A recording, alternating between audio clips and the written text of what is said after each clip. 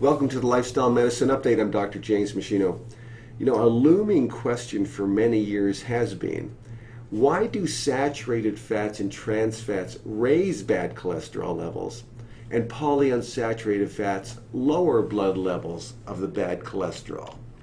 Well, in a brilliant review of the research published in the Journal of Nutrition in 2005, two researchers reviewed the data on this subject and provided the explanation that the medical and health community has been seeking. So let me try to hit the highlights for you. The first thing to know is that when you ingest foods that contain saturated fats, trans fats, or polyunsaturated fats, including omega-3 fats, they get absorbed from the gut in these small little transport vehicles called chylomicrons. Now, chylomicrons that contain these fats now enter the lymphatic system, and eventually they enter the bloodstream. So once they're in the bloodstream, some of these fats get taken up by your fat cells. Fat cells will store that fat in the fat tissue, and then they can release the fat later on into the bloodstream, bound to the protein carrier called albumin. And that fat then acts as a source of energy for our muscles and other tissues between meals and during exercise and during fasting. In fact, you know, after 90 minutes to 2 hours after a meal, at least 50% of all of your metabolism is run by fat, not carbohydrate. Fat is really a primary fuel for many of the tissues of the body. So that as the fat cells originally store the fat, then they slowly start to release it so that the muscles and other tissues of the body can get access to it to maintain their metabolic rate and to serve their energy purposes. Now, the fats that in the chylomicron that don't get picked up by fat cells and muscle cells inevitably are going to be picked up by the liver cells. So the presence of saturated fat, trans fat, and polyunsaturated fats, once they arrive in the liver, it turns on cholesterol production. So cholesterol is required to transport these fats back out into the bloodstream. But this time, they're not in a chylomicron, they're incorporated into another kind of little shuttle service called the VLDL, or the very low density lipoprotein. The point is that when you eat saturated fat, trans fats, or polyunsaturated fats, the ones that eventually get to the liver, they all turn on cholesterol production, because you need cholesterol to transport those fats back out into the bloodstream. And once they're back out into the bloodstream, the fats in the VLDL are now removed from the circulation by the fat cells and by muscle cells primarily. The fat cells will store the fat for future use as an energy source for the body. And muscle cells like to burn fat when they're at rest or during light activity. So while I'm sitting in this chair, my muscles like to be burning fat. They're saving their carbohydrate energy in case I would need to sprint for a bus. So once the fat has been removed from the VLDL, it now gets transformed in what's known as the LDL, the low density lipoprotein. So that has a lot of cholesterol in it. So the fats were removed from the bloodstream, but the cholesterol that you made to transport the fat is still in the bloodstream in the form of the LDL cholesterol. So with the fat removed, most of the LDL particle is really cholesterol that was originally synthesized in your liver because you ate saturated fat, trans fats, or polyunsaturated fats, including omega-3 fats. Now here's where the big distinction occurs that changes everything from the standpoint of heart disease, stroke, or other vascular diseases. The ingestion of polyunsaturated fats, including omega-3 fats, and monounsaturated fats that you would get from olive oil, canola oil, avocados, and eating nuts, it not only increases the cholesterol production, but it also increases the number of LDL receptors on the liver that will actually clear the cholesterol out of the bloodstream at a later date. So this enables the liver to clear the extra LDL cholesterol from the bloodstream so that bad cholesterol doesn't start to rise in your bloodstream. And the receptors actually work better because the polyunsaturated fats that you eat improve what's known as the fluidity of the liver cell membrane. So the cell membrane is where the receptors are, and if there's lots of fluidity, the receptors work better. They can clear more of the bad cholesterol out of the bloodstream.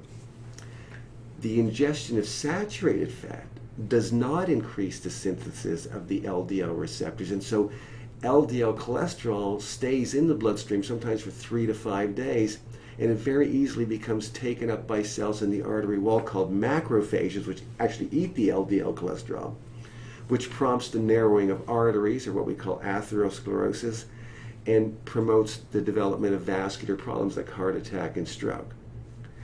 Polyunsaturated fat ingestion also decreases the conversion of carbohydrates into fat within the liver. So the liver tends to take some carbohydrates that we eat and convert them into a saturated fat known as palmitic acid, which turns on cholesterol production. Polyunsaturated fats tends to inhibit that process so that the liver is now making less cholesterol. And polyunsaturated fats also increase the conversion of cholesterol into bile acids in the liver. So when you have a meal, the liver and the gallbladder secrete some bile acids into the intestinal tract to help digest the fat that's in the meal. And because bile acids can't be converted back into cholesterol, polyunsaturated fats help to reduce the total cholesterol pool in the liver, and thus less total cholesterol gets secreted out into the bloodstream in the first place. And finally, the saturated fats that raise blood cholesterol to the greatest degree are lauric acid, myristic acid, and palmitic acid found in beef, pork, and high-fat dairy products to the greatest degree, and also coconut oil and palm kernel oil. They also have a fair bit of lauric acid and these long-chain fatty acids that raise cholesterol. So as for trans fats, they not only raise cholesterol to the same degree as saturated fat, but they also lower the good cholesterol, which is the HDL cholesterol. So it makes trans fats double trouble. So what's the HDL? Well, the HDL is the good cholesterol. It sort of vacuums up the cholesterol that's in the artery wall, takes it back to the liver to be broken down. So the higher your HDL and the lower your LDL cholesterol, the better is your profile. That's what you're shooting for to help reduce risk of cardiovascular disease, heart attack, stroke, and so on. So in summary, to help lower bad cholesterol and raise good cholesterol, studies continue to support the following dietary and lifestyle strategies. Reduce or eliminate your intake of beef, all beef products, all pork products, all high-fat dairy products, butter, any milk or yogurt above 1% milk fat, ice cream, whipped cream, cream, cheese, unless the cheese is lower than 4% milk fat. And watch your intake of refined carbohydrates as well, because extra carbohydrates will be converted into palmitic acid, which is a saturated fat that raises cholesterol as well. And reduce or avoid coconut oil and palm oil. And reduce or eliminate trans fats often found in pastries, creamy salad dressings, shortenings, and certain processed foods. And do your best to consume fish twice a week, get those omega-3 fats. Use olive oil, a handful of nuts every day, and maybe some avocados. You might want to take even an essential fatty acid oil supplement. I take one that has fish oil, borage seed oil, and flaxseed oil all in one. And try to substitute chicken breast, turkey breast, and soy products and egg whites for other high-fat meat and dairy products. And know that soy products also reduce cholesterol by themselves by blocking cholesterol absorption in the gut and blocking the absorption of cholesterol building blocks from getting absorbed into the bloodstream as well. And peas and beans do the same thing. They help to lower cholesterol by dragging cholesterol out of the body and preventing the absorption of things that are the building blocks of cholesterol.